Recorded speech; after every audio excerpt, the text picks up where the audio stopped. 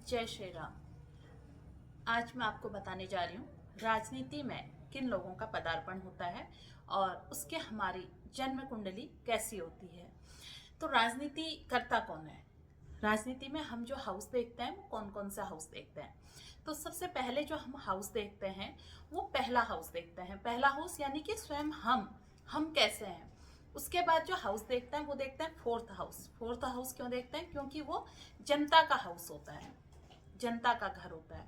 और इसके बाद जो हाउस देखते हैं वो देखते हैं फिफ्थ हाउस, क्योंकि अगर बुद्धि अच्छी होगी तभी वो सब काम कर पाएगा। और इसके बाद हम जो देखते हैं वो देखते हैं eighth house. Eighth house sudden result देता है, सडन आपको राजनीति में उठा के कोई पद में पहुंचा देता है। और इसके साथ ही एट्थ हाउस गूढ़ रहस्यों का भाव है, कूटनीति का भाव है। और राजनीति में साम दाम दंड भेद जो सब चीजें चलती हैं उसके लिए भी एट्थ हाउस है। इसके बाद जो हम देखते हैं वो देखते हैं टेंथ हाउस। टेंथ हाउस इसलिए महत्वपूर्ण है क्योंकि कर्मा का हाउस है। और कर्म का हाउस अगर हमें, इसके ठीक सामने जनता का घर है, इसीलिए इन दोनों का आपस में जो संबंध बनेगा वही आपको राजनीति में ऊंची उड़ान देगा। इसके बाद देखते हैं इलेवेंथ हाउस। इलेवेंथ हाउस क्यों देखा जाता है? क्योंकि सोशल है, सामाजिक है। और समाज में जो आपने किया है वो यही इलेवेंथ हाउस आपको बता देता है। अब अगर हम ग्रहों की बात करें, ग्रह ऐसे हमें कौन कौन से हैं जो राजनीति में हमें आगे बढ़ने में मदद करते हैं। वर्तमान में जिस ग्रह को लेकर डराया जाता है, जिस ग्रह को लेकर भय दिखाया जाता है कि इसकी महादशा आने में सब कुछ खराब हो जाएगा, राजनीति में वही ग्रह सबसे बड़ा कारक है। और वो मैं जो बात कर रही हूँ आप समझ गए होंगे, मैं कर रही हूँ राहु की बात। राहु एक ऐसा ग्रह है, अगर ये आपके दसम स्थान पर आ जाए तो ये आपको राजनीति की ऊंची उड़ान दे देता है। राजनीति में आपको पता नहीं है कि आप कहाँ हैं और ये कब कहाँ पहुंचा दे आपको। राहु वो है। तो वर्तमान में अगर इस कलयुग में देखा जाए, राजनीति का प्रमुख कारक ग्रह राहु है, क्योंकि राहु ही वो ग्रह है जो साम दाम दंड भेद आपसे सब करवा देता है। इसके बाद हम जो सबसे पहले बात करते हैं, राहु के बाद अगर बात करते हैं वो ग्रह की बात करते हैं सूर्य की।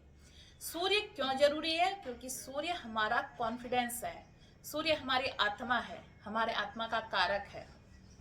अगर आपकी जन्म कुंडली में इनमें से जितने मैंने आपको भाव बताए, मैं आपको भाव दिखा देती हूँ कि ये भाव हैं हमारे जो है। देखिए ये है हमारा पहला भाव। अगर यहाँ आपका सूर्य है तो आपका आत्मविश्वास जबरदस्त होगा। उसके बाद हमने जो बात कही थी चतुर्थ भाव, चतुर्थ भाव में अच्छे ग्रह का होना, सूर्य का होना। इसके बाद हमारा फिफ्थ हाउस, और उसके बाद हमारा एट्थ हाउस, टेंथ हाउस और इलेवेंथ हाउस। इन घरों में अगर हम बात करें, यहाँ हमारे अच्छे ग्रह बैठे हुए हैं। इलेवेंथ हाउस का सूर्य आपकी सामाजिक छवि को बढ़ा देता है। टेंथ हाउस में अगर आपके सूर्य है तो ये आपके निर्णय शक्ति को जबरदस्त बना देता है।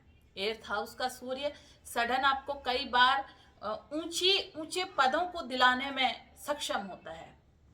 तो अगर आप राजनीति करना चाहते हैं तो सबसे पहले अपने सूर्य को उठाकर देखिए।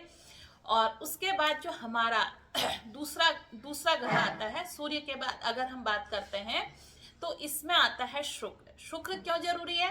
क्योंकि राजनीति है तो आपको ऐश्वर्य चाहिए, आपको नाम और सम्मान आपका होना चाहिए, तभी तो आपको लोग पहचानेंगे। एक बड़े नेता बनने के लिए आपको ये ग्रह बहुत अच्छा आपकी जन्म कुंडली में होना चाहिए। और इसके बाद बात करते हैं बुध की। बुध कौन है? बुध वाणी है, बुध हमारी बुद्धि है। अगर आप बड़े नेता बनना चाहते हैं तो आपका बुद्धि चातुर्य कैसा है ये बुध बताएगा। आपकी भाषण देने की कला, आप जब बोलते हैं तो क्या लोग आपकी बातों को सुनते हैं, आपकी बातों को एकाग्रचित होकर मनन करते हैं? क्योंकि आपकी वाणी लोगों के बीच में जाएगी तभी तो वो आपको वोट देंगे। तो इसलिए आपकी जन्म कुंडली में अगर बुध अच्छे हैं तो आप अपने भाषा कौशल से, अपने भाषण से लोगों को अपना मुरीद बनाकर जनता को अपना बना सकते हैं। ऐसे नेता लोकप्रिय नेता होते हैं। बुद्ध के बाद बात करते हैं गुरु की। गुरु क्या है? गुरु हमारा एक तरह से विजडम है, ये हमारे ज्ञान की पराकाष्ठा को दिखाता है, हमारे ज्ञान को दिखाता है, बड़ा करके दिखाता है। तो जिनकी जन्म कुंडली में गुरु अच्छी स्थिति में है, तो ऐसे लोग राजनीति में ऊंचे पदों पर पहुंचते हुए देखे गए हैं। अब हमने इतने ग्रहों की तो बात करी, अब बात करते हैं दशाओं की।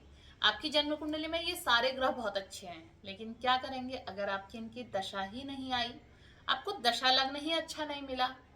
माना आपकी जन्म कुंडली में पंच महापुरुष राजयोग बने हुए हैं, बुध ने भद्र योग बनाया है, और वो योग आपके लास्ट में आ रहा है, 70 साल के बाद आ रहा है, तो क्या करेंगे। शुक्र ने मालव्य योग बनाया है, धन आना है, बाद में आ रहा है, तो क्या करेंगे। इसके साथ ही अगर हम ग्रहों में लेकर बात करते हैं शनि की, शनि नीचे तबके का एक कारक है, मजदूर वर्ग को ये प्रदर्शित करता है, और भारत में अधिकांश जनता यही है। तो अपने शनि को भी अपनी जन्म कुंडली में अवश्य देखिएगा, क्योंकि काल पुरुष की कुंडली में शनि है ना, जो वो कर्म भाव को प्रदर्शित करते हैं, तो कर्म के लिए शनि को देखना अवश्य होता है। अब हमें दशा किसकी चाहिए, अगर हमारी मिड एज में यानी कि 30 साल के बाद, 30 से जो हमारा एक टाइम पीरियड होता है 30 से 60 यानी कि अगले 30 साल तक का हमें कारक ग्रहों की दशा मिल गई, तो ये राजनीति में आपको बहुत ऊंचे पदों पर पहुंचा देंगे। आप माननीय प्रधानमंत्री नरेंद्र मोदी जी की कुंडली में आपको कभी बताऊंगी, उनकी कुंडली उठाकर देखिए कि वो जिस टाइम पर पैदा हुए वो दशाएं बहुत अच्छी लेकर आए थे। वो शनि की महादशा में पैदा हुए, शनि के बाद जो उन्होंने दशा ली वो बुध की ली, और बुध उनकी कुंडली में बहुत अच्छे प्लेसमेंट में थे। बुध के बाद जब उनको केतु की आई तो वो आध्यात्मिक उस पर चले गए, तो उन्होंने अपना 9th हाउस उस समय मजबूत किया, और उसके बाद जब उन्हें शुक्र की महादशा लगी तब से लेके आज तक पीछे पलटकर उन्होंने नहीं देखा। ये दशा आपकी दशाएं आपको बता देंगी कि आप किस समय क्या करेंगे। अब कईयों का प्रश्न होगा, जी हमारी तो ग्रह अच्छे हैं लेकिन दशा नहीं है, फिर इसके लिए रेमेडीज होती हैं। दशा को ग्रहों का अलाइनमेंट होता है कि ग्रह आप अपने पक्ष में कैसा करेंगे, कैसे अपने ग्रहों को ठीक करेंगे। तो ये सब चीज़ देखने के लिए आप अच्छे ज्योतिषी को अपने कुंडली प्रेडिक्शन करवा सकते हैं। वो आपको आपके ग्रह आपकी जन्म दशा के अनुसार आप किन पदों तक पहुंच सकते हैं इसमें आपकी मदद कर सकते हैं। तो आप अपनी जन्म कुंडली उठाइए, देखिए आपका फर्स्ट लॉर्ड कहाँ बैठा है, आपका फोर्थ लॉर्ड कहाँ पर है, आपका 5th हाउस जो है उसमें कौन से ग्रह बैठे हुए हैं, क्या कहती है आपकी बुद्धि। 5th के सामने सीधे सोशल सर्कल जो हमारा बनता है उसका हाउस है, वहाँ कौन से ग्रह बैठे हैं। 8th हाउस आपसे क्या कह रहा है कूटनीति के मामले में, और इससे भी ज़्यादा महत्वपूर्ण है 10th हाउस।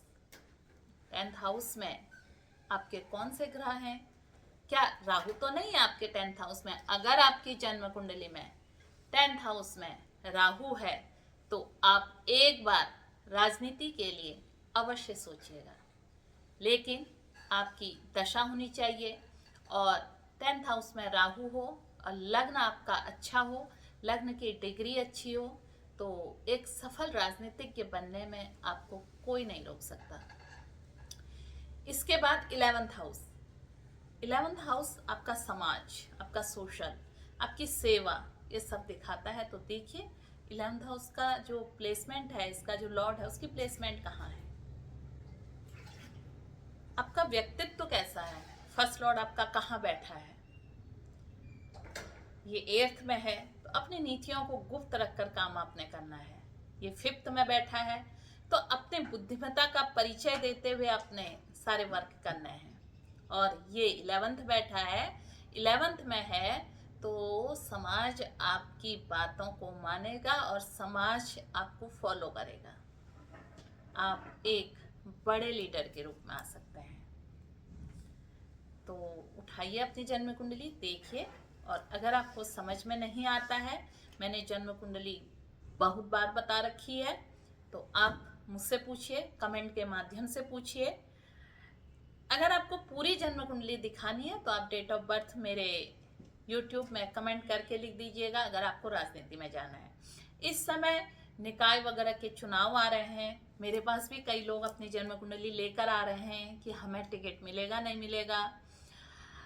अब जिन्हें नहीं मिलना है उन्हें तो स्पष्ट मना है, और जिन्हें मिलना है तो उन्हें कुछ रेमेडी कराकर बताया जाता है कि आप ये कर लीजिए, हो सकता है टिकट आपको मिल जाए। उसके बाद जीतने का रह जाता है कि क्या हम इसमें जीतेंगे। तो जीतने के लिए भी हमारा 11th हाउस और 4th हाउस देखा जाता है। तो आज इतना ही। राजनीति को अगर आपने विस्तार पूर्वक समझना है तो इसके लिए मैं फिर एक आपके लिए वीडियो और लाऊंगी।